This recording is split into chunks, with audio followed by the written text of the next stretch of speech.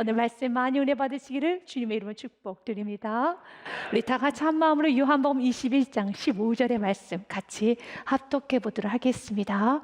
그들이 조밥 먹은 후에 예수님께서 시몬 베드로에게 이르시되 요한의 아들 시몬아 내가 이 사람들보다 나를 더 사랑하느냐 하시니 이르되 주님 그러하나이다. 내가 주님을 사랑하는 줄 주님께서 아시나이다. 이르시되 내 어린 양을 먹이라 하시고 아멘. 오늘 한 제자 베드로가 웅크리고 있습니다. 예수님 곁에 다가가지 못하고 있어요. 뒷걸음질 치고 있습니다. 예수님은 부활하셨기 때문에 온 세상은 기쁨과 환희로 가득가득 차 있는데 여전히 베드로는 우울합니다. 여전히 베드로의 마음은 어둡습니다. 불편합니다. 왜 그럴까요? 죄를 지었기 때문에 그래요. 죄를 짓게 되면 주님께 가까이 나가지를 못해요.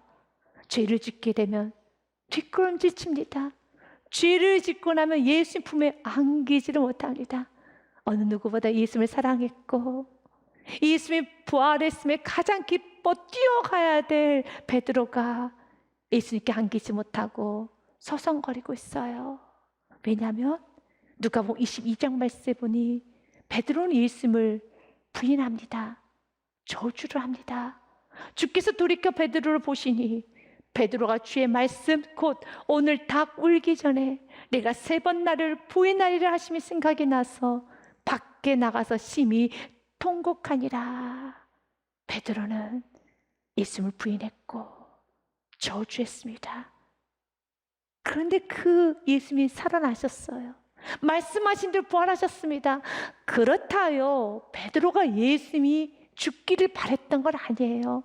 예수님이 살아나서 너무 기쁩니다. 예수님께서 다시 부활하셔서 너무 기쁩니다. 그런데 그 기쁨을 온전히 누리지 못해요. 오늘 동일하게 부활주일은 하피 이스터, 행복한 날이죠. 그런데 이 행복을 온전히 누리는 성도도 있지만 겉으로는 웃고 있습니다. 그러나 여전히 베드로처럼 마음이 불편하고 어둡고 웅크러져 있는 성도도 계실 겁니다. 예수님께서는 부활하신 예수님께서는 기쁜 성도들에게만 찾아가는 게 아니라 지금 마음이 우울하고 아프고 괴로운 성도에게 찾아가셔서 같이 부활의 기쁨을 누리기 원합니다. 같이 부활의 그 기쁜 소식을 누리며 행복하기 원하는 것입니다. 그래서 예수님은 베드로에게 찾아가셔서 그의 이름을 부릅니다. 그런데 베드로의 옛 이름 자연인의 이름을 부르고 계십니다. 15절 말씀에 보니 그들이 조밥 먹은 후에 예수님께서 시몬 베드로에게 이르시되 요한의 아들 시몬아 내가 이 사람들보다 나를 더 사랑하느냐 하시니 라고 합니다. 예수님께서는 베드로의 과거 이름 시몬의 이름을 부릅니다. 시몬의 뜻은 흔들리는 갈대 또한 사람들에게 걷어차이는 작은 돌, 조약돌이란 뜻을 갖고 있습니다. 그런데 예수님께서는 시몬을 보시고 그 이름을 바꿔주셨어요.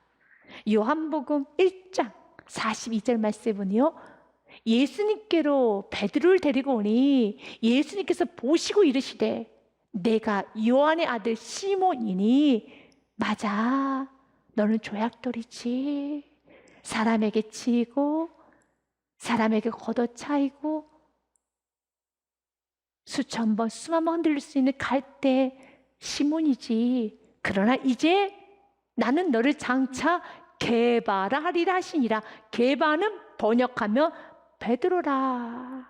나는 이제부터 너를 베드로라 부를 것이야. 베드로의 뜻은 반석입니다. 흔들리지 않는 반석인 것입니다. 누가 불러주셨습니까? 예수님이 불러주셨습니다. 예수님께서 시몬에게 너는 시몬이 아니야. 이제부터 너는 반석 베드로야 라고 예수님께서 그의 이름을 불러주셨어요.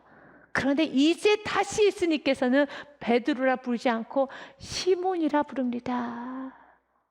예수님은 웅크러져 있는 이 부활의 기쁨의 소식을 온전히 누리지 못하고 있는 베드로에게 찾아가셔서 그 안에 있는 죄의 문제를 다루십니다. 우리가 행복하기 위해서는요, 우리가 기쁨을 누리고 우리의 삶에 감사가 넘치고 우리의 삶이 기쁨이 넘치고 원한다면 영혼이 잘 돼야 범사가 잘 되고 강건해지는 겁니다. 영혼의 문제, 하나님과 나 사이에 막힌 부분이 있다면 내 안에 기쁨을 회복할 수 없어요. 진정 행복은 올 수 없습니다. 예수님 부활하신 그 사건이 얼마나 행복합니까? 예수님께서 십자가에서 죽으셨는데 다시 살아난 것입니다. 이것보다 더 큰 행복, 이것보다 더 큰 기쁨이 어디 있습니까? 그런데 예수님 부활하셨음에도 불구하고 베드로는 온전히 기뻐하지 못해요. 왜 그렇습니까? 죄 때문이죠.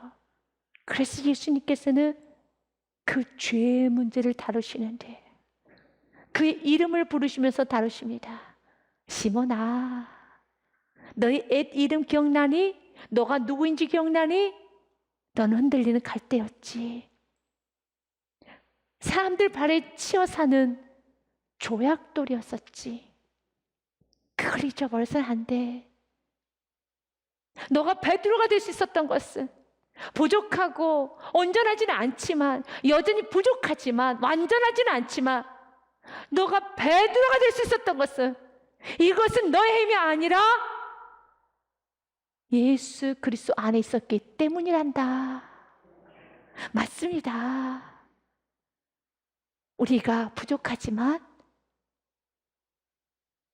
여전히 우리는 완전하지는 않지만 그럼에도 불구하고 믿음의 길을 가고 있고 좁은 길을 가고 있으며 순종의 삶을 살아가고 있다라면 이것은 하나님의 은혜입니다.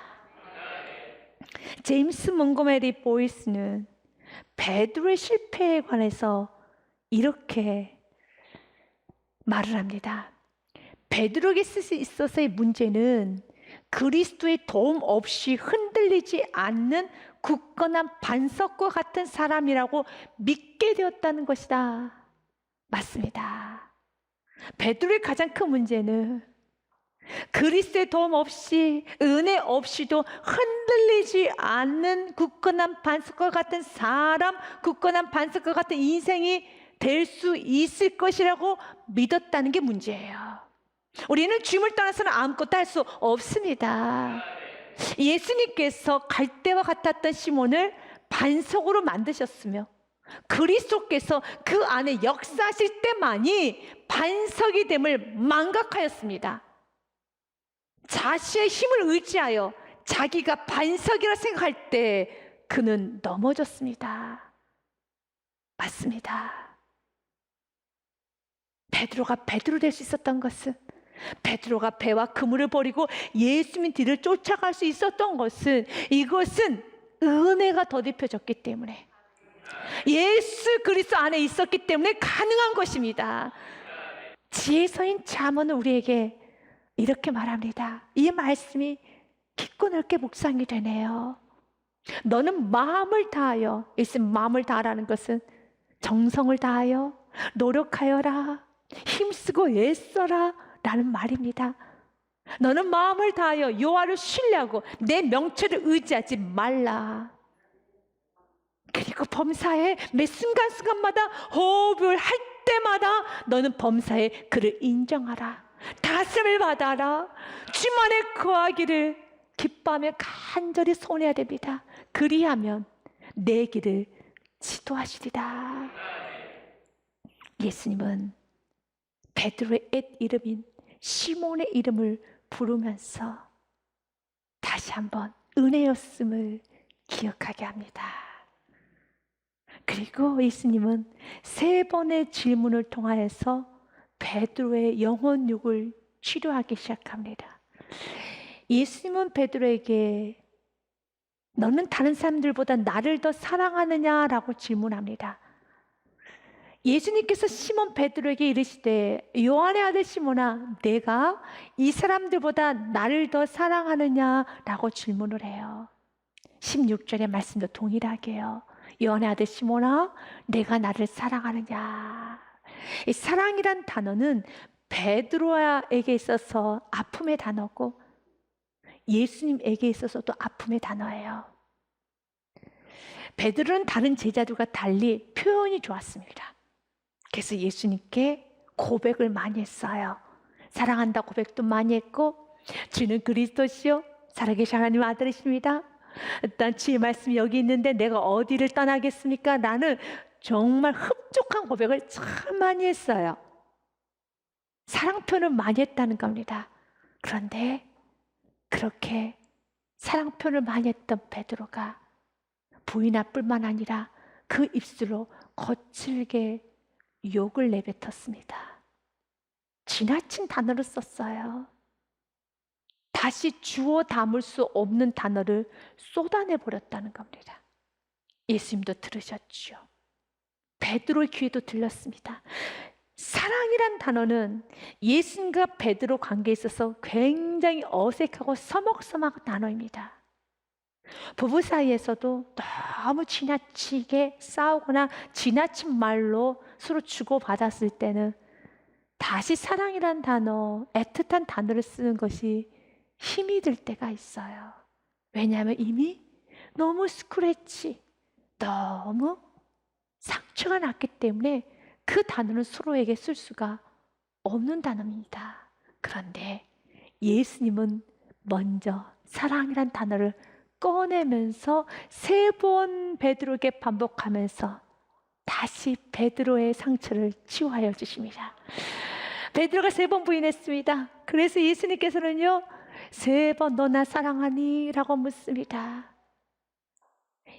누군가 나에게 당신 나 사랑하십니까? 라고 물을 때는 듣고 싶은 대답이 있을 때 물어요. 마치 자녀들이 엄마에게, 아빠에게 자꾸 묻는 질문이 있죠. 엄마, 나 예뻐? 엄마, 나 좋아? 아빠, 이 세상에서 누가 제일 좋아? 동생이 좋아? 내가 좋아? 나 예뻐?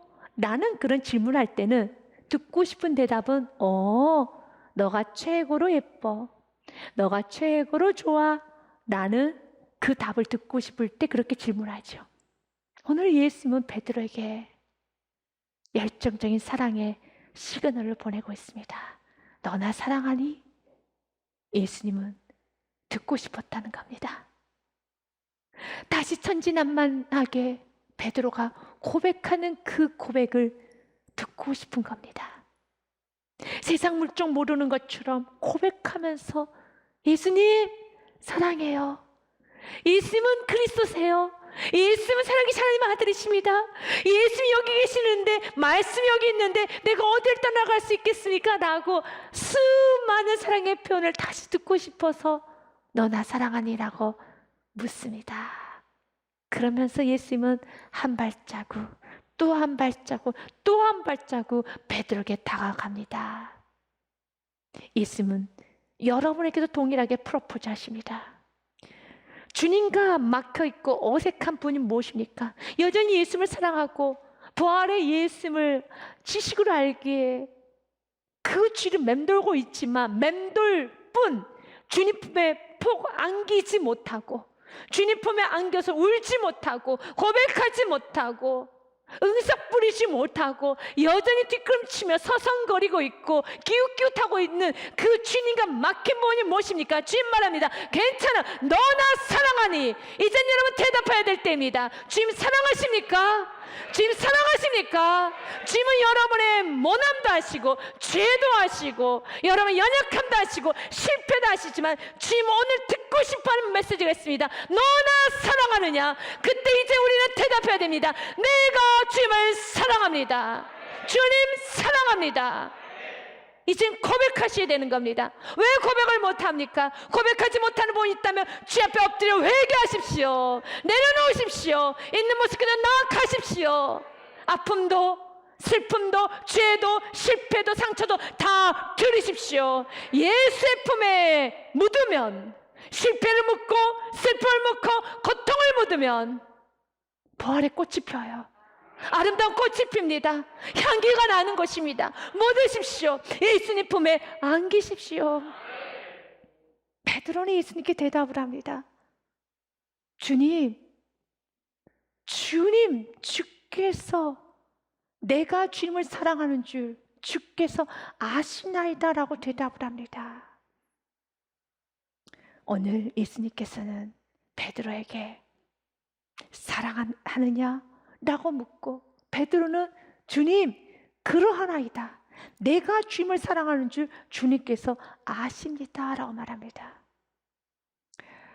이제는 나 주님 사랑합니다 라고 아직 당당히 말은 못해요. 그러나 베드로는 고백하네요. 주님, 그렇습니다. 하지만 주님께서 나를 사랑하는 줄, 내가 주님을 사랑하는 줄 주님이 아십니다 라고 대답합니다. 예수님이 베드로에게 사랑이라는 질문과, 그리고 베드로가 예수님께 대답했던 사랑과는 좀 의미가 다릅니다. 예수님께서는 베드로에게 너는 다른 사람들보다 나를 더 사랑하느냐의 그 사랑은 헬라어의 아가피오, 아가페입니다. 완전한 사랑, 헌신적인 사랑, 하나님께 속한 그 사랑을 말합니다. 베드로에게 말을 한 거예요. 베드로야, 너 나를 아가페적 사랑하느냐? 그때 베드로는 내가 주님을 사랑하는 줄 주께서 아시나야 돼. 그 사랑은 아가페오가 아니라 필레오입니다. 친구 간의 사랑, 의리를 말합니다. 베드로는 예수님께 이젠 과거와 좀 다르게 당당하게 나는 완벽히 주님 사랑할 수 있습니다. 다른 제자는 다 떠나도 나 베드로는 끝까지 주님을 사랑할 것이고 주님을 붙잡을 수 있습니다 라고 말하지 못합니다. 예수님은 그에게 100%의 완전한 사랑을 그에게 질문했는데, 그는 예수님께 세상이 다 할 수 있는 그 친구 간의 사랑, 이제 나 베드로는 의리는 지키겠습니다. 다시는 예수를 부인하지 않겠습니다. 의리는 지키겠습니다. 주님, 나 의리는 지킬게요. 다시는 예수님께 욕하지 않을게요. 다시는 예수님을 모른다 하지 않을게요. 의리 지킬게요 라고 하는 겁니다. 기본을 하겠다는 거죠. 맞습니다. 우리도 주님께 고백해야 됩니다. 주님, 내가 완전한 사랑을 할 수 없지만, 그러나 이제 이 정도 사랑 받았으니 의리는 지키겠습니다. 자리는 지키겠습니다. 내가 능력 있는 삶을 산다 할지 못한다 할지라도 내가 정말 자리는 지키고 살겠습니다. 자리는 지키겠습니다. 세상에서 말하는 그 의리는 지키겠습니다. 배신하지 않겠습니다. 이제 더 이상은 세상 사람들보다 못한, 짐승보다 못한 삶을 살지는 않겠습니다 라고 우리도 베드로처럼 고백을 해야 됩니다. 그런데 예수님은 세 번째 질문을 통해서 또다시 우리에게 도전을 합니다. 세 번째 이르시되 요한의 아들 시몬아, 내가 나를 사랑하느냐 하시니, 주께서 세 번째 내가 나를 사랑하느냐 하심으로 베드로가 근심하여 이르되 주님 모든 것을 아시오매 내가 주님을 사랑하는 줄 주께서 아시나이다 라고 대답을 해요. 첫 번째 질문과 두 번째 질문과는 다릅니다. 문자적으로는 사랑이란 동일한 단어를 쓴 것 같지만 헬러의 원어에 보니 다르게 사용이 됐어요. 첫 번째, 두 번째 질문을 할 때는 예수님께서 베드로에게 너 나 아가페적 사랑을 할 수 있겠느냐고 질문했었을 때 베드로가 아가페 사랑까지는 못하겠고요, 그러나 이제부터 의리는 지키겠습니다. 나 세상 사람들 하는 정말 그 기본을 하고 살겠습니다 라고 고백을 했는데, 예수님 다시 되질문합니다. 세 번째 이르실 때 요한의 아들 시몬아, 내가 나를, 여기서의 사랑은 아가페 사랑이 아니라 그가 말한 필레오 사랑을 말합니다. 다시 말해서 너는 나를 필레오 사랑, 의리는 지킬 수 있어? 의리는 지킬 수 있고 이 말이에요.